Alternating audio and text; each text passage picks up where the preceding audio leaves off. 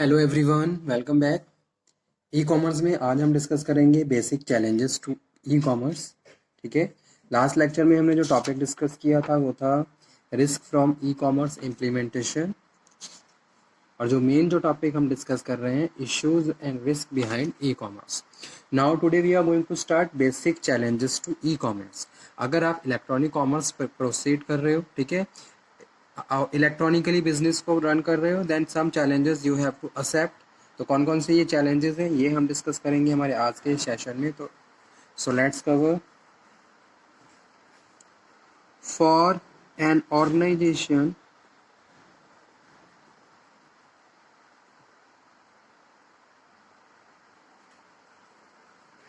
adopting e-commerce,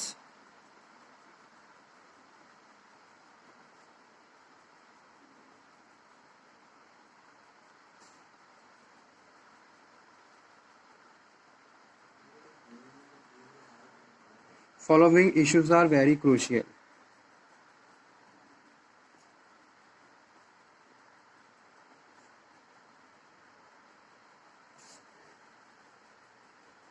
ठीक है। So first one is cost. First जो इशू है, फर्स्ट चैलेंजेस है ई कॉमर्स का, दैट इज कॉस्ट। बिजनेस को ऑनलाइन अगर हम प्रोसीड कर रहे हैं देन वेरियस कॉस्ट इनकर्ड। ठीक है, मतलब कि many type of cost incurred during whenever you are to start online business या फिर electronic commerce, because you have to install servers, you have to install various softwares।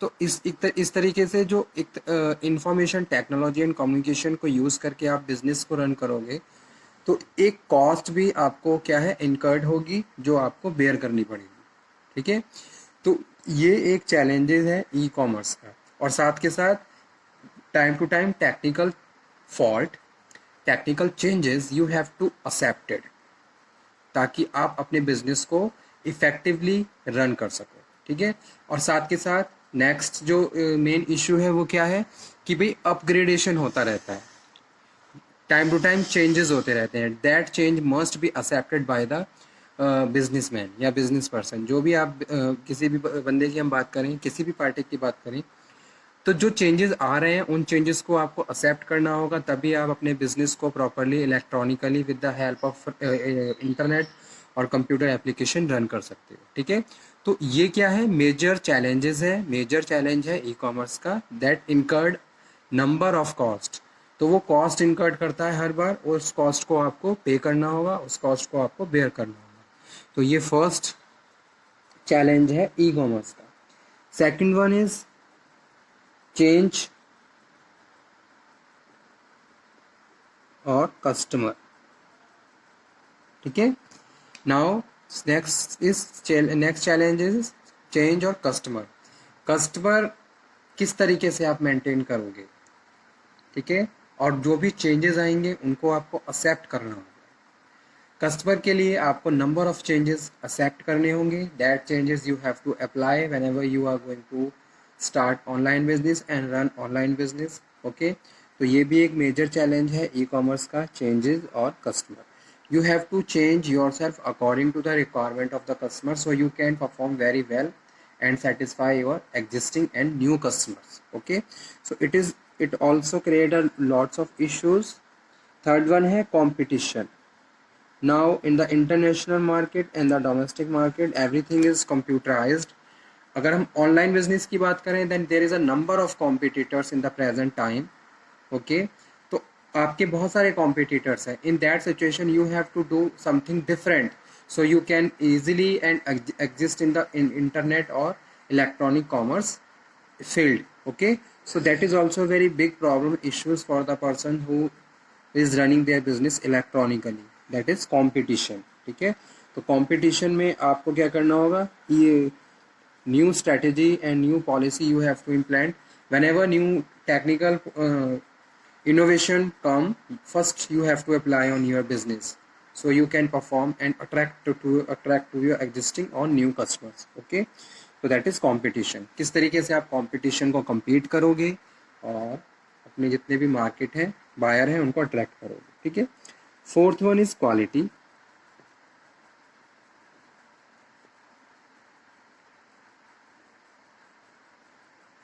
Fifth one is bandwidth.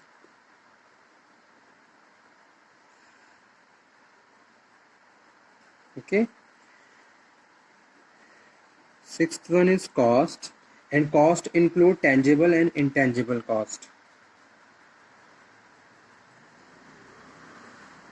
Tangible plus intangible, दोनों तरीके की cost यहाँ बात कर रहे हैं.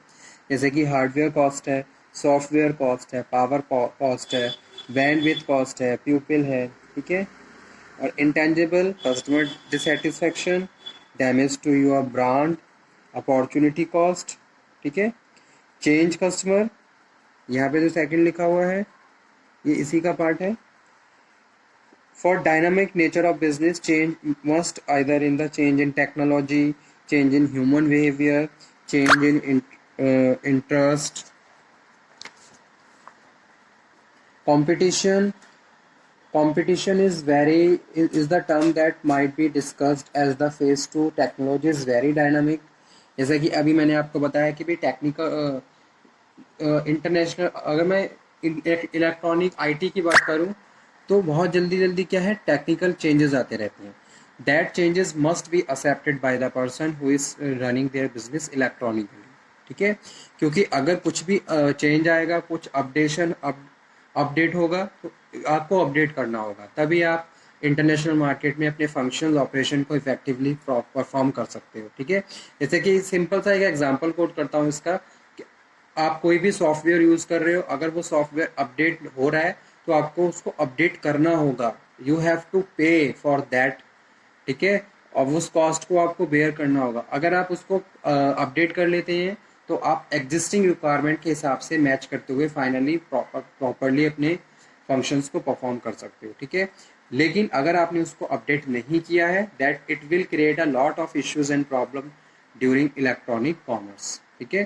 Because the other persons have installed and updated that software and their requirement match नहीं होगी, या फिर जो ट्रांजैक्शन है वो प्रॉपरली प्रोसीड नहीं होगी. तो इस तरीके से एक चैलेंजेस आ जाता है इलेक्ट्रॉनिक कॉमर्स का, जो कि है चेंजेस. ठीक है. तो कंपटीशन.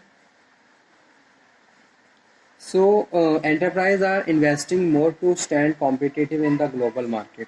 तो इसलिए आपको ज़्यादा से ज़्यादा एक्सपेंड करना इन्वेस्ट करना पड़ता है ताकि आप ग्लोबल मार्केट में स्टैंड कर सको. Quality include customer view point, quality of their experience and the quantity of their internal process. Quality of their internal process. Bandwidth is the indeed of a very important factor for the success of e-commerce India. ठीक है. This can be improved with the deregulation plan of the government. Okay. Technological cost. Technological cost में हम include करते हैं किस को, bandwidth cost को, infrastructure availability, network availability.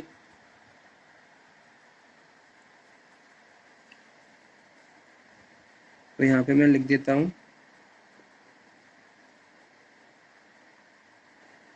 Technological cost. So first one is bandwidth cost. Second one is infrastructure availability.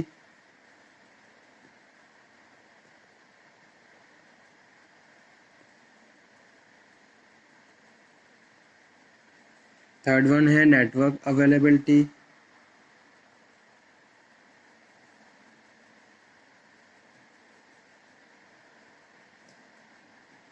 Fourth one is security concern for customer and merchant.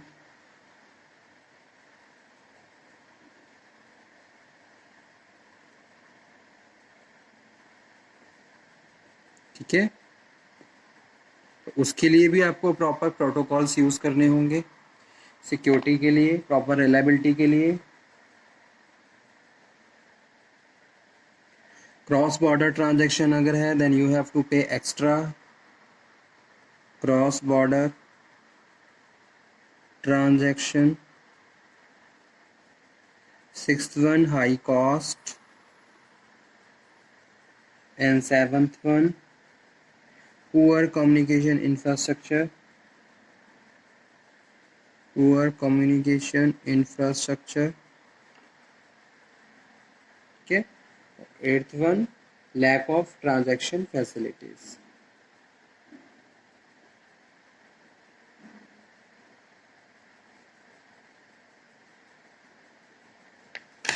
ठीक है। So these are important points which are related to the basic challenges to e-commerce: cost, change, customer, competition, quality, bandwidth, and the technological cost. Okay, so these are the important points related to the basic challenges to e-commerce. So please note down, read, study very carefully. ठीक है, पढ़ते रहिए, stay healthy, stay motivated. और next lecture में हम लोग discuss करेंगे legal and regulators issues of electronic commerce. That is also very important topic of the your subject, legal and regulatory issues. ठीक है, बिजनेस को रन कर रहे हो तो कौन कौन से लीगल इश्यूज हैं, जैसे कि हमने आईटी एक्ट में बहुत सारे साइलेंट फीचर्स में पढ़ा था कि भाई जब बिजनेस इलेक्ट्रॉनिक रन कर रहे हैं then certain provisions you have to follow also according to the IT Act 2000 and the and the 2006 Act. Certain provision related to the persons who start their business online. Okay,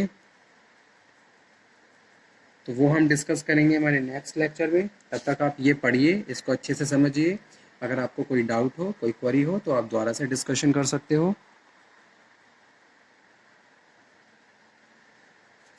okay student, thank you very much. Stay safe, healthy and motivated. Thank you.